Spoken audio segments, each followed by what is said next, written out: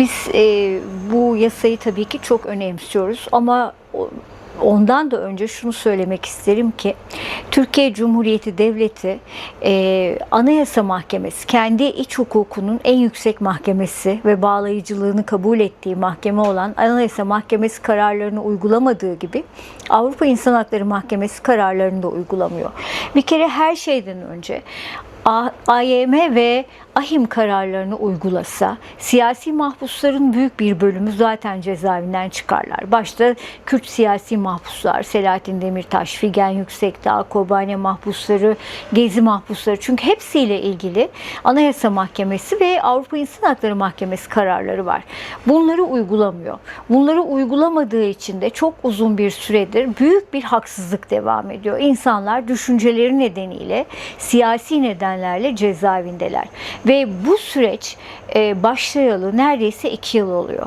2 yıl içinde Kürt hareketi atılabilecek en büyük adımı attı. Yani silahlı mücadeleden vazgeçtiğini açıkladı. Artık demokratik mücadele yolunu seçiyorum dedi.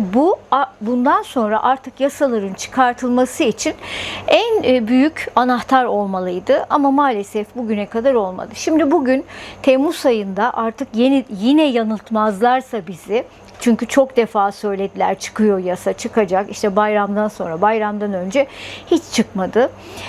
Şimdi ancak Temmuz ayında çıkacağı söyleniyor. Sanıyorum önümüzdeki haftada İmralı'da da bir görüşme olacak.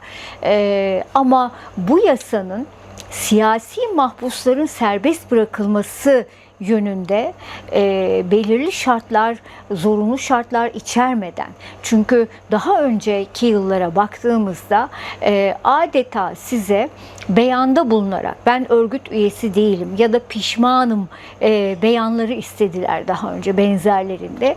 Böyle beyanlar istemeden bunun siyasi suçların yargılama konusu olmayacağı yönünde bir yasa olması gerekiyor. Yani bütün siyasi mahpusların serbest bırakılmasını sağlayacak bir yasa gerekiyor.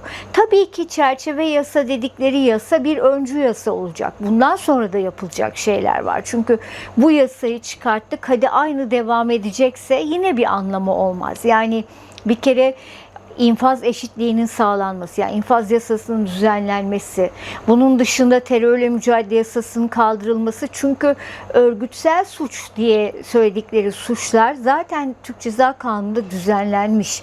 Yani yeni baştan bir terörle mücadele yasasına gerek yok. Bu yasanın kaldırılması gerekiyor. Biz sürekli bunu zaten dile getiriyoruz. İfade ve örgütlenme özgürlüğü önündeki engellerin kaldırılıp Türkiye'nin altına imza attığı uluslararası sözleşmelere uygun iç hukuk düzenlemelerini yapması gerekiyor. Umut hakkı düzenlemesinin yapılması gerekiyor. Bunlar çok öncelikli şeyler. Ama her şeyden önce bu çerçeve yasa denilen yasa, siyasi mahpusların koşulsuz serbest bırakılması yönünde bir çerçeve yasa çıkarılmalı. Birçok sözler verildi, konuşmalar yapıldı. Bir kere her şeyden önce devlet yetkilileri bu süreçte müzakere ortağı olarak, yani müzakerenin diğer sözcüsü olarak Öcalan'ın olduğunu defalarca kendileri dile getirdiler. Şimdi müzakere dediğiniz şey eşit koşullarda yapılabilecek bir şey. Bu nedenle de İmralı'da Sayın Öcalan'ın müzakereyi özgürce yapabilmesi için, yani madem ki taraflarından biri olarak bunu kabul ediyorsunuz, siz kendiniz müzakerenin tarafı olarak kabul ediyorsunuz, o zaman hala tecrit uygulaması kabul edilemez. Mayıs ayından beri avukatlarıyla görüşemiyor Öcalan. Bütün bu durumların bir kere değiştirilmesi ve kendisini özgürce ifade etmesi önündeki tüm engellerin kaldırılması gerekiyor. Bir kere şeffaf olmalı bu süreçler. Yani Öcalan görüşlerini tüm topluma şeffaf olarak anlatabilmeli, başkalarının görüşlerini dinleyebilmeli, karşı tarafın, Türkiye Cumhuriyeti Devleti tarafının görüşlerini de şeffaf olarak duyabilmeliyiz. Yani toplumun barışa olan ve sürece olan inancı ancak öyle gelişebilir. Şu anda insanlar bir belirsizlik içinde, inanmak istiyorlar çünkü savaştan herkes bıktı. Yani savaş çok uzun yıllar süren bu savaşta en değerli varlıklarını kaybettiler insanlar. O nedenle herkes tabii ki barış ister ama sürece de inanmak istiyorlar. Bugüne kadar devletin adım atmamış olması sürece bir inançsızlık getiriyor. Yani insanlar bir şey görmek istiyorlar çünkü. Henüz bir şey görmedik. Umarım bu çerçeve yasa denilen yasa içeriği uygun bir şekilde çıkar ve en azından bu sürece olan bir inanç başlar ve herkes daha istekle çalışmaya başlar, devam eder. Sürecin şöyle bir farkı var. Bu sürecin başlangıcı dış dinamiklere bağlı olarak başladı aslında.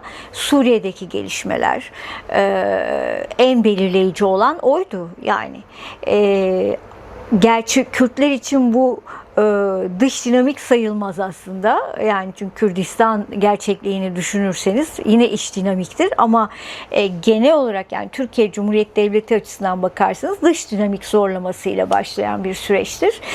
Farkı budur. Bir de farkı şu, geçmiş dönemlerdeki barış süreçlerinde ırkçı milliyetçiliği temel alan siyasi parti bu sürecin çok dışında ve karşısındaydı. İlk kez milliyetçi, Türkiye'nin en güçlü milliyetçi partisi olan MHP bu süreci destekliyor. Bu çok yeni bir şey. Yani o nedenle farkı bu.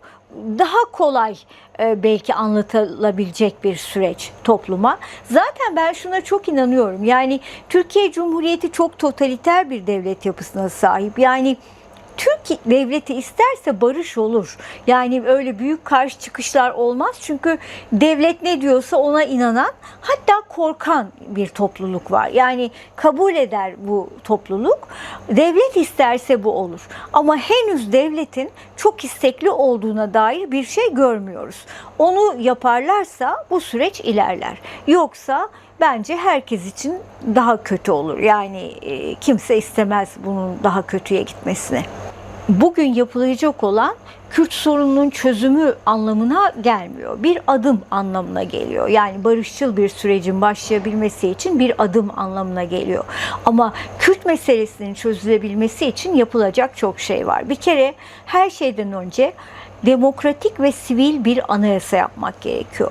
Kürt varlığının, kimliğinin anayasal düzeyde tanınması gerekiyor. Kürtçe üzerindeki yasakların tamamıyla bu sadece Kürtler için değil, kendilerini ifade etmek isteyen tüm kimlikler açısından böyle olmalı zaten. Bunun dışında demin de söylediğim gibi Türkiye'nin altına imza attığı uluslararası sözleşmelere hem uygun davranması fiiliyatta hem de uygun tüm iç hukuk düzenlemelerini yapması gerekiyor. İşte demin de söylediğim gibi infaz yasası, birçok yapılabilecek şey var. Ama sadece bu değil. Yani sadece devletin atacağı adımları konuşarak bir şey elde etmek, sonucu elde etmek mümkün değil. Biraz da kendilerine muhalif diyen kesimlere büyük görevler düşüyor. Şu anda bizim coğrafyamızda bu süreci destekleyen, gerçek anlamda destekleyen ve kendilerini muhalefet olarak tanımlayan çevre sayısı son derece az. Mesela sendikalar hiç ses çıkarmıyorlar. Yani üstelik bu süreç, yani devletin bu güvenlikçi politikalara ve savaşa ayırdığı bütçe en çok işçi sınıfını etkiliyor. Buna rağmen işçi sendikalarından, memur sendikalarından savaşa karşı ya da barış sürecini desteklemeye yönelik olarak etkili bir ses çıkmıyor. Bu çok önemli bir sorun. Bunun dışında birçok sivil toplum örgütü de sessiz. Yani İHAD, ÖHD, Kadın Hareketi, bir kısım LGBT hareketi, bir kısım sol hareket, bu yapılar barış sürecini destekliyorlar. Onun dışında güçlü bir barış talebi yok bu coğrafyada. Bu büyük bir eksiklik. Eğer bu olursa, herkes kendini bu anlamda sorgularsa ve bunu yaparsa, devlet de adım atmakta daha çabuk davranmak zorunda kalır. O nedenle bence sivil topluma da ve sendikalara da büyük görev düşüyor. İktidar bir kere son derece gizli davranıyor. Yani hala bu yasanın nasıl çıkacağı, neleri içereceği konusunda hiç kimsenin bir bilgisi yok. Ve hızlı davranıp çok da böyle kimsenin içine sinmeyecek olan bir yasa çıkararak çıkarttım yasayı demek istiyor. Bu bir çözüm olmaz. Eğer böyle yaparlarsa bu bir çözüm olmaz. Yani iyi de olmaz böyle bir şeyin yapılması. Bu nedenle bütün topluma ve en başta Kürt tarafına bu yasanın içeriğinin anlatılması ve müzakere edilmesi gerekir. Yani müzakeresiz böyle bir yasa çıkamaz. Yani Kürt tarafıyla konuşmadan, Kürt tarafının onayını almadan toplumsal bir onay da alınmadan bu yasanın çıkarılması doğru olmaz. Eksik olur bu yasa. Şeffaf bir şekilde bu yasa tartışılarak olumlu bir sonuç doğuracak şekilde çıkar. Aksi halde yine bizim sorunlarımız devam eder. Her devletin yaşadığı bu çatışma sorunu birbirinden farklı. Ama birbirine benzer yanlar da var. Bu nedenle zaten İnsan Hakları Derneği geçtiğimiz hafta çatışma çözümlerindeki deneyimleri esas alan bir toplantı yaptı.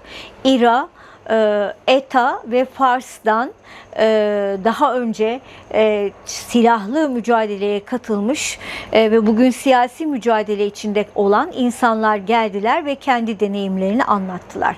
Ancak şimdi bu daha önce mesela hukuki bir güvence yoktu. Barış sürecinde yer alan Kürt tarafından olan tüm insanlar cezaevine girdiler. Ama Türkiye'yi temsil eden hiç kimse yargılanmadı. Zaten yargılanmaması gerekiyor.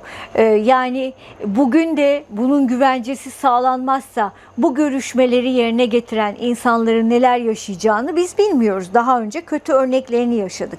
Bu nedenle barış süreçlerinde hem bu süreçle ilgili hiçbir şekilde yasal bir zorlama olmayacağı, dava açılmayacağı yönde teminatların yaratılması, bir de üçüncü gözün sağlanması. Yani denetimi yapan bir üçüncü göze yer verilmesi gerekir. Ama Türkiye henüz bütün bunları yapmaktan uzak. Fakat biz bunları talep etmeye devam ediyoruz. Bana göre ilk somut adım, bir, tabii ki yasanın çıkarılması, iki, ifade ve örgütlenme özgürlüğü önündeki tüm engellerin kaldırılması. Bu sağlanmadan, bu güvence sağlanmadan kimsenin yeterli güveni olmaz. Bunun sağlanması gerekiyor. Umut hakkı aslında Türkiye'de devletin bir lütfu gibi tartışılıyor. Yani sanki devlet bunu kendiliğinden bir lütfediyor. Yani halbuki Avrupa İnsan Hakları Mahkemesi'nin kararları var. Umut hakkı şu. Diyor ki Avrupa İnsan Hakları Mahkemesi, bir kişiyi 25 yıl cezaevinde yatırıyorsan eğer, ona umut etmesi için bir düzenleme yapmak zorundasın. Bu düzenleme serbest bırakmak olabilir, evde infaz olabilir, başka bir yöntem olabilir, bunu bilmiyoruz. Ama bu çözüm süreci açısından önemli, ama umut hakkı 25 yılını doldurmuş her mahpus için geçerli bir şey. Fakat Sayın Öcalan'ın durumunu bence sadece umut hakkı üzerinden tartışmak doğru bir şey değil. Çünkü demin de söylediğim gibi baş müzakereci olarak kabul edildiğine göre, müzakerenin bir tarafı olduğu için bir kere ifade özgürlüğünün sağlanması ve önündeki engellerin kaldırılarak kendisine özgürce ifade edeceği ortamın sağlanması gerekiyor. Bu farklı bir şey. Bu umut hakkından da daha farklı bir şey. O nedenle bunun da mutlaka sağlanması lazım. Biz İnsan Hakları Derneği'nin 40. yılındayız. Kurulduğumuzdan bu yana hep barış talep ediyoruz ve Kürdistan'da yaşanan hak ihlallerinin en büyük tanıklığını yapmış olan bir derneğiz. Bu nedenle barış İnsan Hakları Derneği için son derece önemli. O nedenle de bu mücadelemizi 40. yılında da aynı inançla sürdürüyoruz.